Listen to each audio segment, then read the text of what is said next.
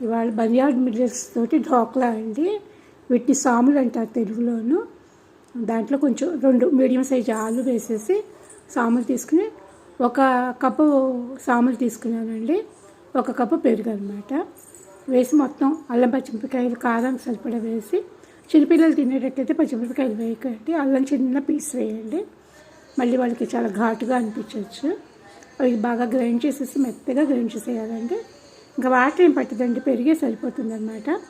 ఇట్లా మనం ఏంటంటే ఒక స్టాండ్ తీసుకుని దానికి ఆయిల్ గ్రీస్ చేసేసి దాని మీద వేసేయాలన్నమాట. బాగా వస్తుందండి. ఒక 15 మినిట్స్ దాకా కుక్ చేయాలన్నమాట. దీంట్లో ఏంటంటే ఇది తడకాయనండి మనకి మెయిన్, దీనికి మంచి టేస్ట్ ఇచ్చేది. కొంచెం ఆవాలు, నెక్స్ట్ ఏమో నూపప్పు అనమాట, కొంచెం ఇంగువ నచ్చని వాళ్ళు స్కిప్ చేసేసేయచ్చు, ఇంగువ నచ్చితే కనుక వేసుకోండి. నెక్స్ట్ అందులోనే పచ్చిమిరపకాయలు కూడా వేసేయాలి. ఇవన్నీ బాగా వేగిపోయిన తర్వాత కొంచెం వాటర్ బాగా పోసేసి అందులో కొంచెం పంచదార, ఉప్పు, నిమ్మకాయ అండి.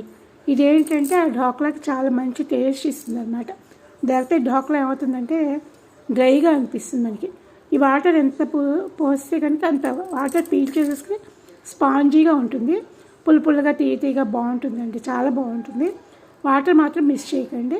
నిమ్మకాయ వేడి నీళ్ళలో పిండిన చేదేమి రాదండి, బాగుంటుందన్నమాట. ఒకసారి మాత్రం మీరు ట్రై చేయండి.